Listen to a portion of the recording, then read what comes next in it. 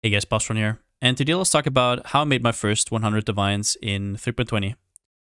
Before I start out, I want to say that by no means do I say or assume that this is the best way ever to make currency. It's just something that I can verify because I just did it myself over on twitch.tv/Palsteron over the last 4 days, including trading. I'm sure there's still stuff to be improved.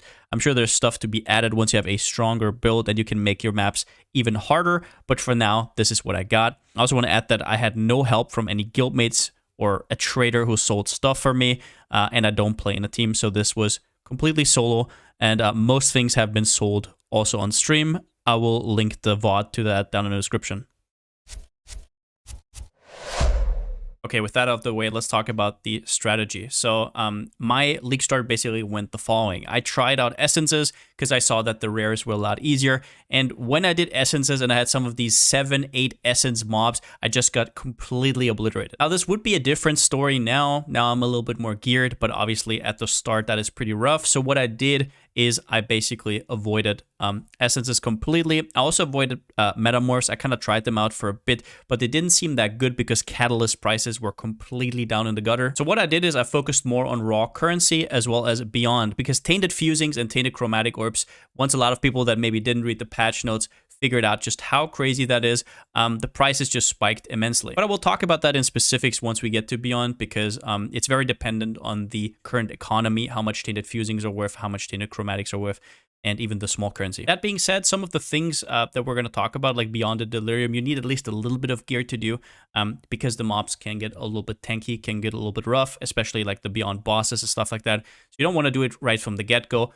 but I will also give you a early game progression from sort of like 1 to 10 divines. We're going to talk about that when we talk about Expedition a little bit later. But let's first go into the strat. Let's first talk about Expedition. This is the most reliable way for anybody to get currency at league start. Now, sure, the more knowledge you get about the game, the easier it's going to be. You can make currency with basically everything if you're good at it. But Expedition is just very easy because it gives you a lot of tangible rewards, especially from 2gen. We're going to talk about that a little bit later as well. One new addition that Expedition got this league is this cluster right here. So what this cluster basically allows you to do is it lets you spec into certain traders that you want to do more of. So for example, Rog or Gwenin, which I don't choose, and also 2gen and Danik, which I do choose. And this gives me more chance to encounter these traders, which basically means that I get more currency out of that.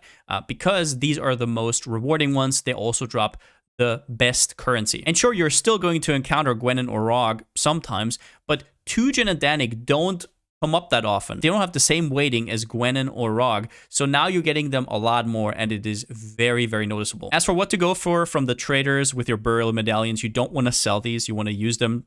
You want to buy any logbook you see, you want to buy exotic coinage, you want to buy scrap metals and astragalis. Most likely, this very much depends on the economy though. And you also want to buy most of the Black Scythe currency, especially the big currency and also the greater currency. These are, at least for me, the ones I always run out on the first. And if you didn't know, basically whenever you reroll Danik, you get discounted artifacts down here, and you want to buy all of them. However, only Black Scythe, unless you want to do some Gwenin or Rog shenanigans, but that will not be part of this video. So for example, we gambled already, but I would take this logbook. This logbook actually has Knight of the Sun, so it's worth around about 70 C as of this recording.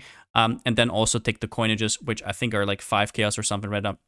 But yeah, whatever. After you do this, you go over to 2gen, and then you use up your coinage. Now, if you don't want to do that, you can sell your coinage, but I'm just going to tell you that it is not the right choice in terms of currency. However, if you don't enjoy 2gen, I totally get it. One thing that might make it more enjoyable for you is to realize that you can use the scroll wheel to put this up and down. It will make bidding on stuff a lot faster. Now then, let's talk about Legion. So Legion is always underrated, and that is for a specific reason. People are always hyper-focusing on these emblems. And yes, emblems are currently not worth very much. The small ones are all around about 4 chaos, and then Templar and Marraketh are also kind of down in the gutter right now because it is just extremely easy to get them, especially with the new Atlas passive tree. However, the reason why Legion is so underrated is because it's actually not even that much about the emblems. It's a lot about the rewards, especially with the rework. Let's talk about it. Probably the one that people aren't talking about enough is logistical support and pillage treasures. They basically make it so you get extra rewards from Legion monsters and you get extra rewards from Legion chests. And this is incredibly noticeable, especially if you're using polished Legion scarabs, which you can, but you don't have to. But what it will do is it will absolutely shower you in incubators. Now, whatever you think about incubators, they're actually a lot better than you probably give them credit for. Now, Ordinate Incubators, basically, during our playthrough, we spent all our Ornate Incubators. I think in total we got over like 150 or something. From those 150, we got 5 raw Divines. We also used Diviners Incubators, which roll from 2 to 4 stacked decks, so on average 3, which right now would come out to 4 Chaos. And then I already used them all up, but there's also Kelguren Incubators, which give you expedition currency, which then once again feeds into Danik and Tujen gambles. And with the rest, you can do whatever you want. You can sell them. They do actually sell, believe it or not, for quite a bit. This whole inventory is probably a few Divines. Now, you can also just have them here like I do. I usually start out with a Legion strat, and then I just have incubators for the whole league. Otherwise, the nodes we took are pretty straightforward. We have some chance to have extra Legion encounters. We want to get extra Marikath, extra Templar. War supplies also got a little bit buffed.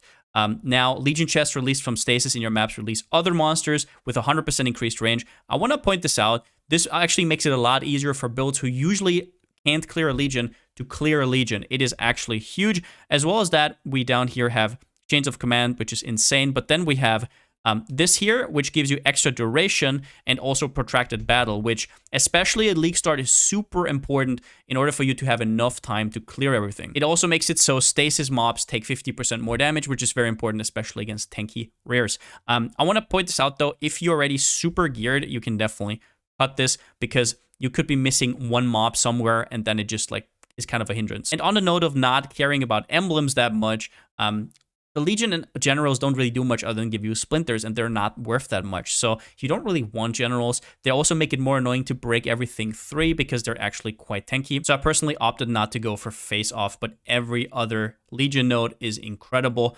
We can't really get down here to monumental, but that just is what it is. Now then we have Beyond, which is actually pretty darn good money. The tainted currencies, which I think we already sold them all, almost all of them, are actually really expensive. Now, when I started the strat, Tainted Fusings were like 37 chaos each, and the Divine was like 120, 130. So you could sell like 3 or 4 Tainted Fusings for a Divine, which is not really a thing anymore. It definitely tempered down over time. But what I want to tell you is it's still incredibly great. Tainted Chromatics are still 4 chaos each.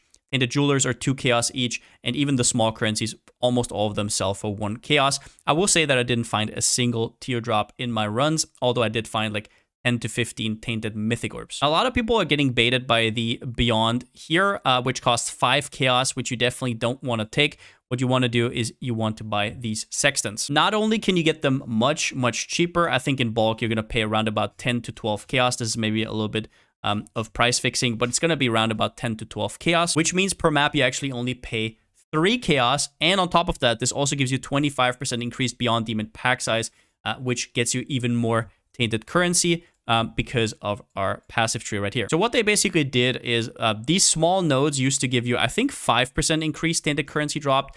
They removed that, and now it's just 1 notable, which was really bad before. Nobody took it, really. Now it gives 25% increased quantity.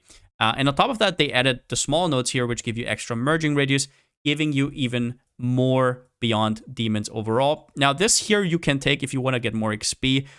For sure, this is kind of doesn't really do anything because we already have a 100% chance to attract Beyond Demons because of our Sextant. And then this whole cluster here is just insane. With Torn Veil, we're basically spawning around about in 70% of maps, we're actually spawning the boss, and all these small nodes are also just incredibly strong. However, when it comes to Beyond, whenever you're watching this video, you will have to do your due diligence to actually look up if it's worth it anymore. For me, I will say it went from insane to good, but it could maybe go to mediocre over time. I'm not really sure.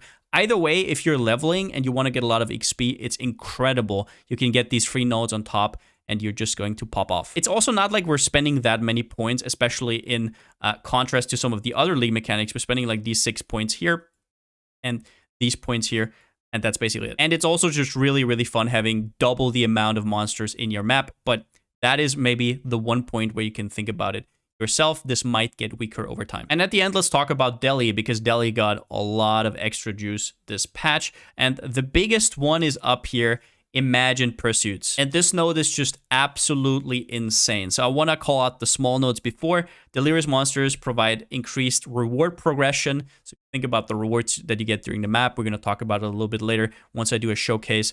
But basically, you get way more rewards. And then this small node here is crazy. So what this means, for example, is that if you're on 6 rewards and you kill the boss, you now go up straight to 7. And this is huge, especially for the strat, because there's certain breakpoints for Deli where you get an extra reward, right? It doesn't just only go up 1 level. You also get another reward, which now also goes up a level. And that is 3, 5, and 7. And the thing about 7 is it was actually really hard with a low investment strategy, low mobs, right? It's not like we're stacking breaches and blight and all of that and like expensive sextons or anything. For those kind of builds, it was kind of hard to break from 6 to 7. And now you can easily get to that 7 mark. You easily get to 6, then you kill the boss and you're on 7. It is actually very, very noticeable and huge. There's also new nodes here which give you increased chance to give Delirium orbs, which is actually incredible. These nodes here I would always take. This notable here is basically a joke. I wouldn't really take it. Personally, these nodes got a little bit reworked, but overall not much. You just get extra chance for additional reward types, which once again also get +1 level. Now on this strat, since we're not stacking any of the super juice mechanics, Deli is mostly there to drop Delirium orbs, maybe some cluster jewels, some extra rewards. We're not super juicing our maps. That is also why I opted not to go for Screaming Whispers. You will get around about 20 to 50 splinters usually, unless you run a juicier map, but we're personally running dunes. Talk about that in a second. One thing I would say is really important that you take is the Delirium fog being slower, having more time, especially in a league starting scenario. You need a little bit more time to clear it. You do not want the fog to disappear until you get to the boss, because otherwise you don't get this, right? So yeah, I would definitely pick these nodes. I will say this. If you feel comfortable and you have a really good Deli build already, you can definitely pick this and get the faster with the mirror instead of the Delirium fog dissipation delay. That just kind of depends on your build and how you play the game, so you're gonna have to feel that out yourself. At the end, let's quickly talk about altars as well. There is this debate between blue altar and red altar, and most people say red altar has better rewards, which I think is very true. However, over time, you're probably going to have to look out for maybe the blue taking over again, because divine orbs are gonna go up, and all of these gumball currencies you get from red might actually come to a point where you don't even have them on your filter anymore. I'm especially looking at Orb of Regrets and then Stilling Orbs. However, red always has the Awakened Sextants, which are always going to be relevant. Orb of Unmade Kings are always going to be relevant. But I'm just saying, at some point, it might be better to do blue. The reason we have the red altars right here is also because they just pop up immediately. You don't have to wait for them. They're overall way less annoying. Granted that you get the Soul of Aberrath Pantheon, which gives you unaffected by Burning Ground. Otherwise, the red is a lot rippier. And when it comes to map of choice, I personally went for Dunes for a few reasons. So Dunes is not the best map for Deli, but Deli is just a side thing, so to say. We don't even have a 100% chance. We're not going to use anything to enhance that because it's just not worth the currency, right? We don't want to invest that much. So we have like 60% chance to get a Deli Mirror, but if it doesn't happen, that's fine as well. Dunes is just incredible for Expedition and especially for Legion. And another reason, and probably the biggest reason why we're using it, is Horizon Orbs. So this patch, Dunes is actually a natural T15, which means you will have seen that in our Atlas passive tree, the only map nodes we have is Shaping the Mountains. We don't take Shaping the Skies, valleys, or seas. And this also means that we don't have to use Singular Focus, which can burn our maps, which we don't have to do. We don't have to invest into anything right here, because all our T16s, or most of our T16s, will actually drop as Dunes, and our T15s we can completely convert with Orb of Horizons. On average, I think it takes like 4 or 5. So all the tier 16s of them, 50% will already be Dunes, and all the tier 15s you can just convert. And if you should ever run out, just go to PoE Trade, buy the cheapest possible tier 15s that you can, and then convert them yourself. Voila. All right, so when it comes to the map itself, we already talked about this. We're going to apply the Beyond Compass. I just bought this one for 8 chaos. They've actually been going down over time, but yeah, this can be different. So that would be like 2 chaos. You're probably going to pay 3 or maybe even 4 chaos. Just don't do the map device. We're just going to apply it right here. As many Void Stones as you can. However, it does not matter how many you have. It's going to give you extra sustain, but you can do this on literally 1 Void Stone or something. because Dunes is already up here and it's in tier 15, and with 1 Void Stone, it already becomes tier 16. So we're going to apply this here. That's basically all you need. And once again, you can use more, right? This is just like the very basic one that I used. Then we're going to Chisels. The Chisels are a little bit more expensive this league, but they're still really, really worth it, especially since we have so many mobs in our map. We're going to Alkid. In this case, I have Reflect, so I'm going to have to re-roll it. This is totally fine, though. And off we go. As for Scarabs, you have 2 choices, which is Rusted or Polished Legion Scarabs. Quickly onto that, Rusteds are a lot cheaper. It's like, I think, 5 chaos cheaper. Let's look. Yeah, these are like 7 chaos-ish. It goes down again. So Grimro basically made a video pointing out how good Polished Legion Scarabs are. If you didn't know, Polished got even better. It adds an extra reward chest, which means with stuff like the new nose that give you extra splinters and also pillaged treasures, Polished just got a pretty huge buff. So this just depends on the economy. I have no idea when you're going to watch this. Just know that Rusted Legions are totally fine at the start if you can't afford them, but Polished are pretty big. Also, you can go Gildeds. I think Gildeds might actually be cheaper at this point. Yeah, Gildeds are actually cheaper than Polished, and that's because the extra boss you get with the Gilded Legion Scarab is actually a hindrance. But if you don't mind that, you can actually get these cheaper than the Polished ones, believe it or not. On top of that, we are adding either a Rusted or a Polished Expedition Scarab. Here, once again, like with the Rusted Legion one, the Polished would be better than the Rusted, but it's not necessarily needed. Both are fine. I started off with both Rusted, and I kind of upgraded it over time. So for this showcase, we're just going to put that in. Let's see if we even spawn a Mirror. Now, we're not using any map device stuff here. You can do some Fortune of Favors stuff if you really want to, but I'm just using the raw quant. So let's get into that. So in this case, we did not get a Deli Mirror, so I'm just going to quickly describe how this goes if you have a Deli Mirror. You go in, you do everything. Now, you don't have to do the expedition while the Deli Mirror is here. You can do that afterwards when you pick up your stuff. You can loot afterwards. You can loot while you're doing it. Just depends on how fast your build is. But you want to get to 6 rewards, and then you want to do the boss and pop right to 7 rewards. And afterwards, you can do whatever you want to. If you feel like you can't get to 6 rewards without the expedition, then definitely do the expedition while the fog is up. However, expedition can be rippy already, so if you do it during the Deli Mirror fog, it might be a little bit awkward. In this case, we got a breach, which doesn't really do anything. I actually don't have my auras on, I just realized. So there is the first Legion. Now, as you will see when you clear Legions, if you haven't done Legions this patch, it's actually a lot easier to full clear them. You just pop around, as always. I'm gonna do that real quick. As you can see here, there's a lot of enemies that actually have double and even, like, yeah, a lot of enemies that have like double rewards, and all the chests also have double rewards. So for example, here this is double currency, this is double incubator, right? All of this stuff I'm not gonna loot right now. Then we have some altars. As for altars, I guess I would say that mostly you're going to take boss rewards and minion rewards. The main problem on zeroing Exarch with the global rewards are the downsides. So the downsides can range from straight up reducing your resistances by like 50% to the meteors that are falling on you. So if you're having trouble living while there's like meteors falling onto you, then just don't take the global rewards, because those are the ones that have the downside of the meteor. We're just going to clear a little bit more right here. I'm also going to show you the expedition right afterwards. Let's pop down a Ball Lightning Strike. If you want to check this video, I guess I could link it down below. This was my league starter. So yeah, we're gonna loot later. So now we're at the expedition. And for this, what we're looking out for is mostly all the quantity stuff, but the biggest one is the increased chance to get logbooks, because logbooks are big money. In this case, I don't think we hit anything. Now, very important is all of these big skulls you wanna hit, right? Those are the remnants. You wanna hit them. So we're going to just do that. Now, if you have a polished one, the amount of explosions... So we have the passive, so it goes from 5 to 6. And with the polished scarab, it goes from 6 to 7. So let's just start out somewhere here where it's pretty good. You don't have to take all of these. Most of the rarity and jewelry, it's completely useless. It's just going to make it harder. Look out for certain remnants that brick your build, obviously. In this case, we're going to go up here because there's a skull up here. Then we're going to do this additional currency. That's fine. Then we're going to take this skull right here. Let's see if we can actually figure this out. Immune to curses is going to be a little bit rough for my build, but it's just kind of a good position. We might actually miss out on that one skull, so we're just going to go here. And then we're going to end it up right here. And now we're just going to do it. See if it's going to go fine. Boom. Pretty self-explanatory. Yo, we got one logbook. Very nice. Highest I've gotten, I think, was free.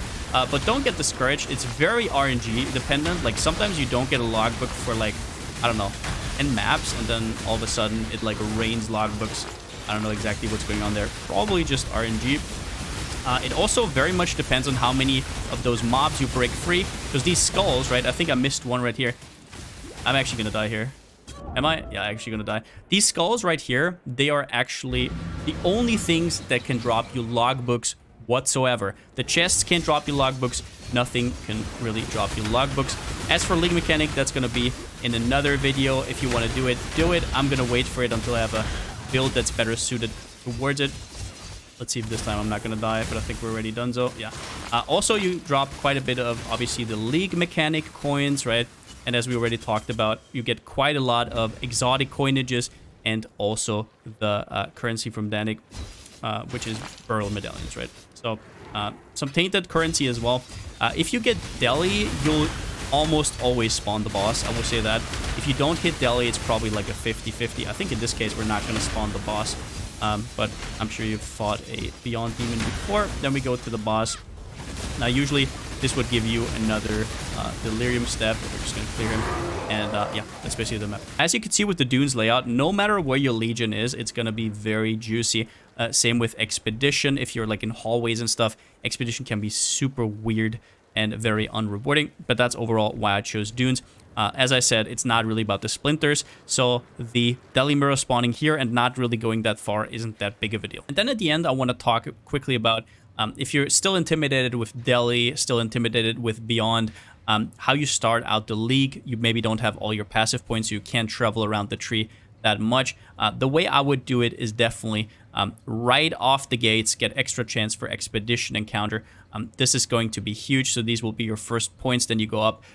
At the start, there's nothing that will be as easy as making currency with Expedition. So you go here, you get Ancient Writings, you get Distinguished Demolitionist. I would probably take 1 point in Explosive Placement here. It gives you a lot more range, it gives you a lot more flexibility. I don't think all of these points are necessary. If you're having trouble with Expedition, I guess you can take Ancient Decay, but I would do that a little bit later, because the next thing you definitely want to rush to is up here. You want to get Scratching Up the Ground and a Noble Quest. So this is all without Scarabs, no nothing, right? This is also why we took the chance to get Expedition encounter. And after that, you want to go right up here and take all the extra chance here and get Buried Knowledge. So this is how I started out. This is sort of the tree that got me into getting my first 10, 12 Divines to have a build that's capable of doing Delirium and beyond. What you compare this with pretty quickly is actually Legion. As I talked about, once you have War Supplies, breaking open the monsters is not going to be that rough. And at the start, what you can do if you don't want to invest into Legion Scarabs, although the Rusteds are really cheap and basically always worth, is you can also go Monumental right here. You definitely want to fill out everything here. These also give you a 4% chance. You want to fill out this real quickly to give you extra Templar and extra Marakef. They also have better rewards because they have more chance to get Scarab rewards, right? For example, extra chance again, and then you fill out this. So after this happened, you basically have a very, very solid outline for Legion and Expedition. If you're having trouble with map sustain, definitely take the shaping stuff right here and right here. The blocking, I don't think is really that necessary. Now that we have way more chance to get stuff, like they really buff these nodes up, sure, you can block stuff if you don't want to see rituals, if you don't want to see this stuff, no blight, right? Definitely don't block this, no metamorph. You can definitely go for it. If you feel like you have enough damage but you're a little bit too squishy, get the Wellspring of Creation. Other than that, I think this is a pretty good outline. Now then, once you have enough money for Expedition and Legion Scarabs, you can completely remove this here. You can't have more than 1 Expedition, so you want to completely remove this here. And you also want to respec into the artifact quantity here and get an extra point here, right? You save a point. As for Legion, nothing really changes because you can have more than 1 Legion in a map, and that is very, very welcome. So these points you still want even once you have your Scarab. But overall, I hope this video could give you a little bit of an outline. It was definitely a lot of fun, especially with an Occultist that has really nice explosions, doing Delhi, doing Beyond, having that many mobs. has been a lot of fun and a little bit of mix-up of the usual essence stuff that I do, although we are going to go essences eventually. Don't worry. With that said, I hope you can take away something from this video, and see you next time. But that's it for the video. If you liked it, give it a thumbs up, and if you haven't already, subscribe. As always, a huge shout out to my Twitch subscribers and my Patreons. I couldn't do stuff like this without you. Thank you so much for the support. But yeah, what a fun ride. Now we have enough money to found something new. This time I didn't go for Headhunter because I don't want to burn out as fast as I did in Lake. There's always a thing as a content creator. You have to play so much, so you don't want to burn out too fast. So you don't want to quit after month 1 or something. But with that being said, since I still don't have a slogan, see you next time.